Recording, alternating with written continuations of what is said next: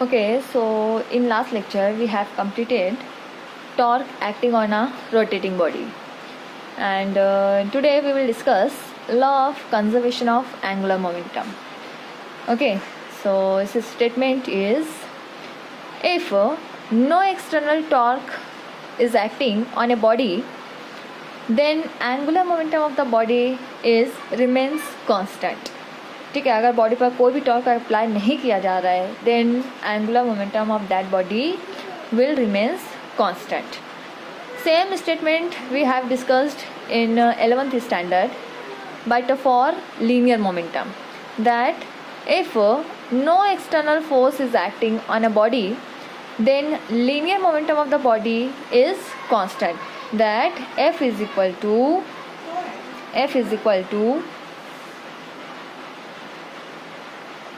dp by dt. F is equal to dp by dt. ये हम लोगों ने 11th में शो किया था. ठीक है, अभी हम लोगों को शो करना है no external torque is acting, that means if tau is equal to 0, then angular momentum, that is dl by dt, will be constant. We have to show it, we have to prove it. Okay, so now we are going to prove it. Okay, so now consider angular momentum L in the form of linear momentum. It is given as r cross p. ठीक है, L is equal to r cross p. Let differentiate it with respect to time. ठीक है, I am going to differentiate it with respect to time. We will get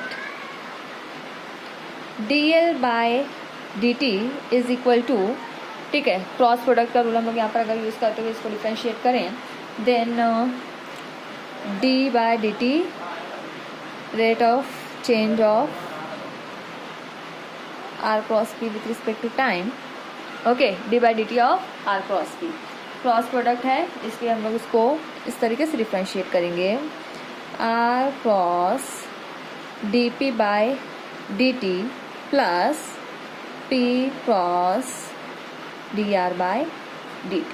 It is equal to dl by dt, rate of change of angular momentum. Okay, now see here, what is dp by dt? Rate of change of linear momentum. It is nothing but dp by dt. It is nothing but it is equal to force. Okay, जैसा कि हम लोग पढ़ चुके हैं इससे पहले, and according to Newton's second law, dp by dt is equal to force, and dr by dt, that is rate of change of displacement with respect to time, it is nothing but it is equal to velocity. So put this value here, so this equation becomes dl by dt, it is equal to r cross dp by dt is equal to f, so it is equal to r cross f, बीच में sign हमारी, plus p cross dr by dt is equal to b. Okay, so this equation is as. Now r cross f, write it as it is, plus what is p? Linear momentum. It is nothing but it is the product of mass and velocity. So I can write it as m cross vector v cross v into v. But we know that cross product of same vector is 0.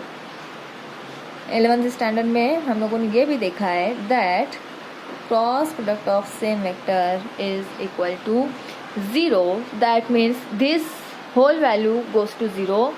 That means dl by dt, it is equal to r cross f. Now what is this? R cross f. R perpendicular distance and f force. So product of these two is nothing but it is equal to torque. So but r cross f is equal to torque, tau. So r cross f की जगह we can write it dl by dt is equal to tau, and also I can write it as tau is equal to dl by dt. If torque, if there is no external torque, ठीक है, if there is no external torque, then that means tau is equal to 0, then also dl by dt is also equal to 0, and that means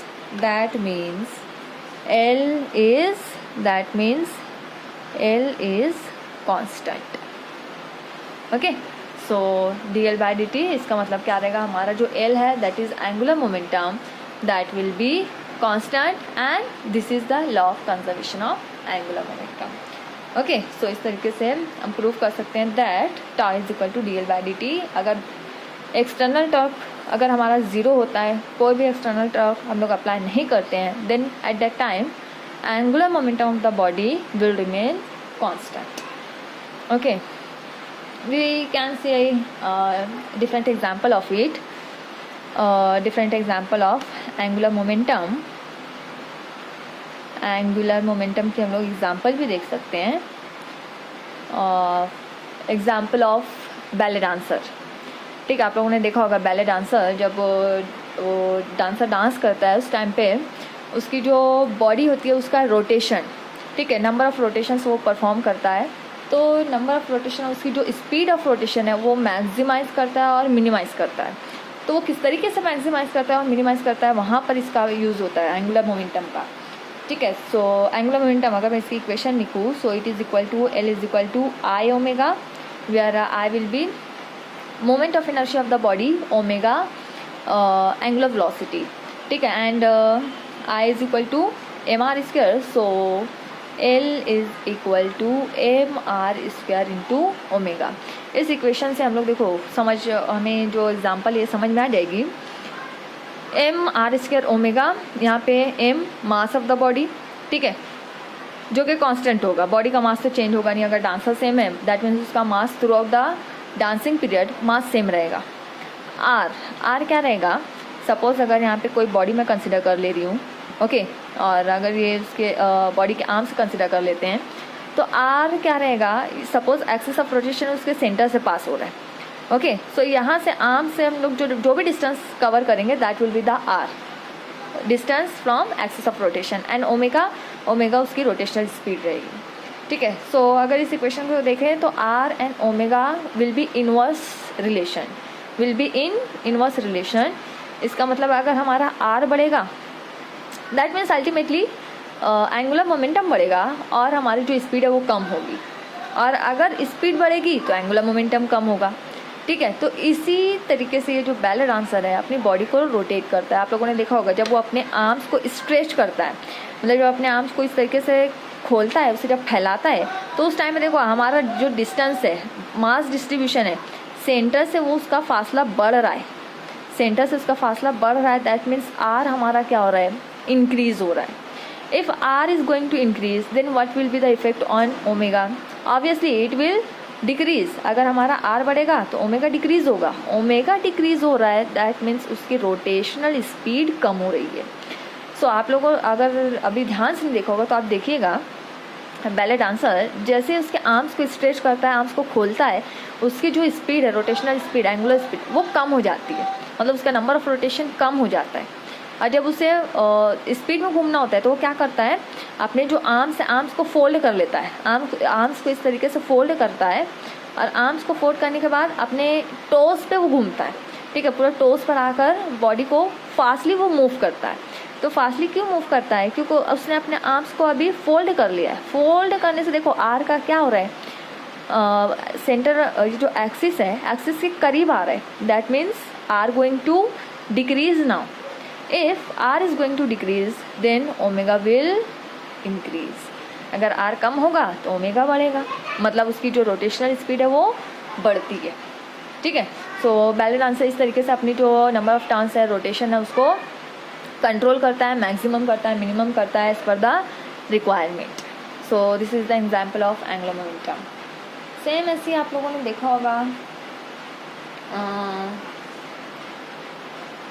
driver जो diving के time जो swimming करता है, ठीक है, उसमें भी आप लोगों ने देखा होगा पर्सन होता है, सपोज वो ऊपर कुछ हाइट पर एक प्लेटफॉर्म पर होता है, ठीक है, यहाँ पे जो डाइविंग करने वाला पर्सन है वो यहाँ पर है और उससे नीचे कुछ हाइट पर यहाँ पे डेप्थ में यहाँ पे क्या रहेगा, सपोज यहाँ पे स्विमिंग पूल है, ओके, ये वाटर सरफेस है स्विमिंग पूल की, यहाँ से स्विमर को जंप करना इतनी हाइट को कवर करते हुए, मतलब यहाँ एयर में वो थोड़ा सा लिफ्ट अप करता है और उसके बाद ये जो स्विमर है या जो भी डाइवर है वो यहाँ से डाइव करता है, ठीक है। तो डाइविंग के टाइम पे क्या करना होता है इन लोगों को, ये एयर में अपनी बॉडी को इस तरीके से नंबर ऑफ टर्न्स बनाते हैं, ठीक है, मतलब बॉडी को इस तरीके से रोल करते हुए रोटेट करते हुए वो नीचे आते हैं और इनकी जो नंबर ऑफ रोटेशन है कि बॉडी को कितने टाइम इन लोगों ने रोटेट किया है उसके ऊपर से इन्हें स्कोर दिया जाता है, मोर number of rotation more number off score, ठीक है, जितना ज़्यादा रोटेशन रहेगा उतना ज़्यादा उन्हें स्कोर दिया जाता है।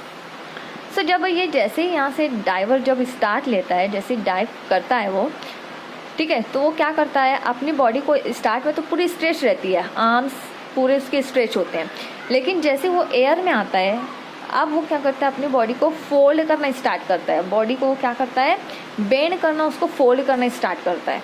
जैसे ही वो बॉडी को बेंड करना और फोल्ड करना स्टार्ट करता है तो क्या होता है उसका जो मास डिस्ट्रीब्यूशन है वो एक्सिस के करीब आ जाता है।